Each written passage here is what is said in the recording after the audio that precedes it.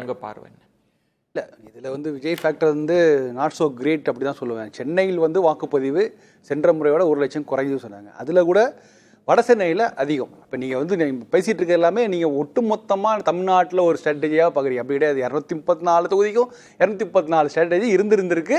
அது பொலிட்டிக்கல் ஒவ்வொரு கட்சிகளும் அதை நம்பி தான் அவங்க எல்லாம் செஞ்சுருக்காங்க. ஓகே, இப்போ சென்னையிலே மட்டும் நம்மளால் எடுத்துக்க முடியாது. நம்ம என்ன எதிர்பார்ப்பு இருந்தது, ஒரு FDFS ஷோ மாதிரி எதிர்பார்த்தோம்.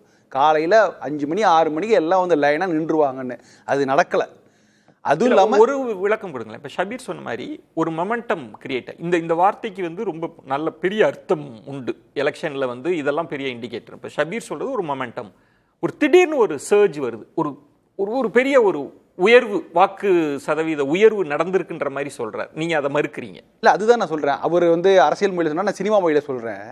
FDFS ஆக்குபென்சி ரேட் கம்மியாக இருக்குது. ஃபஸ்ட்டு 2 ஷோவில் வந்து பெருசாக வந்து ஆக்குபென்சி அதிகமாக இல்லை. நீங்கள் அதுதான் ரொம்ப முக்கியம்.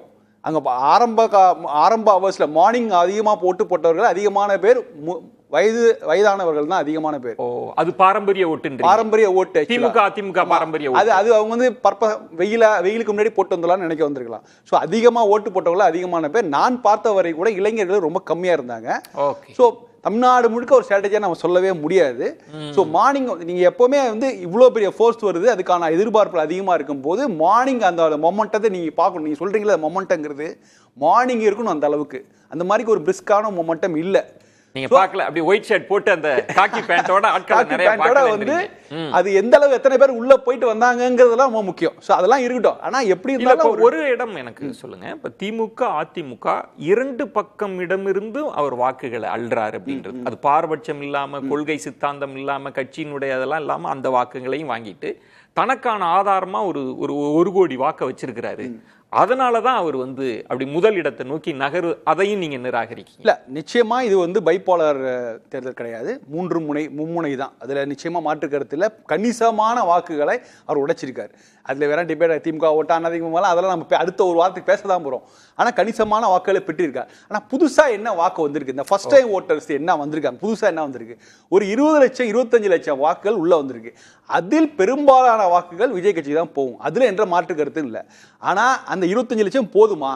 அப்ப ட்ரெடிஷனலா இருக்கிற ஓட்டர்ஸ் வந்து என்ன காரணத்திற்காக விஜய்க்கு ஓட்டு போடணும்? இப்ப நீங்க வந்து அப்படி திமுக ஆட்சியில் இருக்கு, வேணா திமுக வேணா ஒரு அதிருப்தி அலை இருக்கலாம்.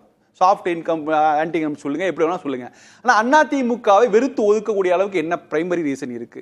இல்ல நாம் தமிழே வெறுத்து ஒதுக்கக்கூடிய அளவுக்கு என்ன பிரைமரி ரீசன் இருக்கு? ஸோ ஃபர்ஸ்ட் டைம் ஓட்டர்ஸ் அப்படி தானே பார்ப்பான். ஸோ அங்க வந்து நீங்க அதிகமான பேர் விஜய் மீதான அபிமானத்தில் போடுறது. இதுக்குதான் நீங்க விஜய் இன்னைக்கு அறிக்கை சொல்றாரு. அவர் அறிக்கை சொல்லி என்னை வழிகாட்டிய நண்பிஎஸ் குட்டீஸ்களுக்கு உங்களுக்கு ரொம்ப நன்றி. கிட்டத்தட்ட அந்த அறிக்கை அவர் ஆட்சிக்கு வந்துவிட்ட தோரணையில இருப்பது போல நான் உணர்றேன். உங்களுக்கு அப்படி இருக்கா? ஒரு நன்றி சொல்ற அறிக்கை மாதிரி இருக்கே. மந்திரி சபையை சர்க்குலேட் பண்றாங்களே. அவரோட அறிக்கை கிட்டத்தட்ட நம்ம வெற்றி பெற்று விட்டோம் அப்படின்னு சொல்ற துணி இருப்பதாக நான் உணர்றேன். அப்படி நீங்க உணர்றீங்க? கொண்டாட்டங்களுக்கு காரணங்கள் தேவையே இல்லை சார். உங்களுடைய எதிர்பார்ப்பு என்ன, என்னுடைய எதிர்பார்ப்பு என்ன? என்னுடைய எதிர்பார்ப்பு வந்து அதிகமாக இருந்தால் நான் கொண்டாட மாட்டேன், எதிர்பார்ப்பு கம்மியாக இருந்தால் கொண்டாடுவேன். அவர் வந்து இந்த இடத்துல ஒரு பெரிய இம்ப்ரெசிவாக ஒரு வேலையை செஞ்சுட்டோம், பரவாயில்ல. நம்மளுடைய பூத் ஏஜென்ட்ஸ் வந்து கடைசி வரை நின்றுருக்காங்க, 6 மணி 7 மணி வந்திருக்காங்க.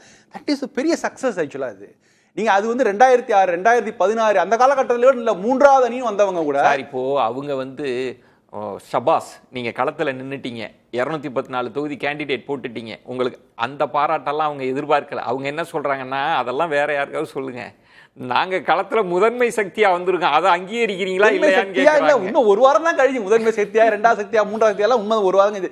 இன்றைக்கு நான் அவருடைய அந்த சாதனைகளை நம்ம அக்னாலேஜ் பண்ணி தான் ஆகணும், மறுக்கவில்லை. அந்த பூத் ஏஜென்சி இருந்திருக்காங்க. திமுக அண்ணா திமுக இல்லாத ஒரு 3வது ஒரு குரூப் வந்து ஒரு பூத் ஏஜென்சி ஈவினிங் வரை இருந்திருக்காங்கிறது பெரிய சக்சஸ். அதெல்லாம் ரைட்டு.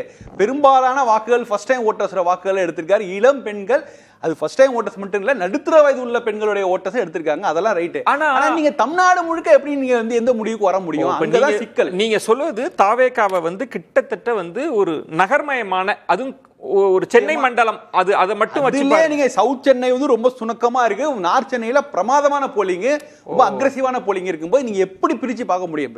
இத வேற மாதிரி தான் நம்ம அணுகணும். அவங்களுக்கு ஒரு பேஸ்ல அங்க இருக்குது, அவரு போட்டியிடுகிறார், அவர் போட்டிட்டா அக்கம் பக்கத்துல தொகுதிகளுக்கும் ஒரு உற்சாகம் இருக்குது, கடுமையான பிரச்சாரம் நடந்திருக்குது. தென் சென்னையில பிரச்சாரம் நடக்கல, பெரிய அளவுக்கு ஒரு மூவ்மெண்ட் இல்ல. சோ ஒரு சென்னை போன்ற நகரங்களே நம்ம பிரிச்சு பார்க்க வேண்டியிருக்கும் போது ஒட்டுமொத்தமா தமிழ்நாட்டுக்கு ஒரு பேட்டர்ன் செட் பண்ணவே முடியாது. நீங்க வந்து அந்த நம்ம தொடக்க நிலையில பேசின மாதிரி அவர் ஒரு சக்தியா இருக்கிறாரே தவிர அவர் வெற்றி பெறுவதற்கோ அவர் ஒரு அதுக்கான வாய்ப்பு. அதுதான் சொல்றேன், சின்ன சின்ன வெற்றிகளை நம்ம கொண்டாட வேண்டிய தருணம் அது. அவர் நிச்சயமாக கமலஹாசனை விட அதிகமான வாக்குகளை நிச்சயம் பெறப் போகிறார். தினகரனை விட பல தொகுதிகளில் வெற்றியை நிர்ணயிக்க போகிறார். அதெல்லாம் சரி, அந்த பாராட்ட கூட நீங்க தனியா அவங்களுக்கு கொடுங்க. அவங்க கிளைம் பண்றதுன்றது இன்னைக்கு வந்து நீங்க கமல்ஹாசனோட விஜயை கம்பேர் பண்றது ராங் கம்பேர். ஒரே பாயிண்ட் என்ன, நான் ஒண்ணு கேக்குறேன் ராம்கி, இனி வந்து தேர்தல் முடிவு வர வரைக்கும் அரசியல்வாதிகளா இருக்கலாம், நிர்வாகிகளா இருக்கலாம், ஏன் வாக்காளர்கள் கூட என்னதான்ப்பா நடக்க போகுதுன்ற ஒரு கியூரியாசிட்டியோட பார்க்க போறாங்க. இப்ப நான் உங்கள்கிட்ட ஒரே ஒரு கேள்வி, இப்ப ஒரு பொதுப்படையா சொல்றாங்கல்ல, இப்ப தாவேகா தரப்பு எல்லா அரசியல் கட்சிகளும் திமுக அதிமுக எல்லாம் கதி கலங்கி போயிருக்கிறாங்க, என்ன நடக்குமோ தெரியலன்னு சொல்றாங்க. அது மாதிரி எல்லாம் இல்ல, அது ஒரு பிம்பமா ஊதி பெருக்கிருக்காங்க. அதுதான் நம்ம வந்து நேரடியா சில விஷயங்கள் சொல்ல முடியாது, நம்ம ஒப்பீட்டால தான் சொல்ல முடியும். அவர் நிச்சயமா நான் எதுக்காக கமலஹாசன் சொன்னது எளிமையா இருக்கும். கமலஹாசனை விட வெற்றி பெற்றிருக்கிறார். முதல் முறையாக 2006 விஜயகாந்த் பெற்றியை விட அதிகமான வெற்றிகளை பெறுவார். மக்கள் நல கூட்டணி பெற்ற வெற்றிகளோட அதிகமான வெற்றினா நீங்க சீட்டா பேசலாமா இனிமேல்? இல்ல, அது பர்சன்டேஜ் தான் சொல்ல, சீட்டு நமக்கு தெரியாது, ஒரு வாரம் கழிச்சு தான் நமக்கு தெரியும். இது வந்து பர்சன்டேஜ் ஓட்டு மக்கள் ஒரு வரவேற்பை பொறுத்து ஓரளவுக்கு புரிதலுக்காக. இப்ப எதிர்க்கட்சி தலைவர் அதுக்கெல்லாம் வாய்ப்பு இல்லை. அதுக்கு அது வந்து பாருங்க, எதிர்க்கட்சி தலைவர் எப்படி டிசைட் பண்றாங்கன்னா, எதிர்த்து ஆளுங்கட்சி இல்லாதவர்கள் அது ஆப்போசிட்ல எத்தனை பார்ட்டிஸ் மெஜாரிட்டி இருக்காங்களோ அவங்க தான் அங்க அப்படிதான் வராங்க. அதை விட ஆனா இந்த என்னன்னா 2006 விஜயகாந்துக்கும் 2026 விஜய்க்கு உள்ள வித்தியாசம் என்னன்னா, இல்ல சார் நம்ம அவர் மட்டும் தான் ஜெயிச்சு வந்தார். இல்ல நம்ம அந்த கம்பேரிசன் எல்லாம் தாண்டி 26ல அவர் என்ன செய்ய போறாருன்னு, 26 அவர் நிச்சயமா சட்டமன்றத்துக்கு போயிருக்கு, அனைத்து வாய்ப்பு இருக்கு. தனியா போக மாட்டார், கூட ஒருத்தர் 2 பேரை ஆட்சி போவார். அழகா சொல்லிட்டீங்க, பூடகமா சொல்லிட்டீங்க. 3 அப்படின்னு 2 பேரை ஆட்சி போவார். ஓகே, 3 4 அதுதான் உங்க அசஸ்மெண்டா இருக்கு.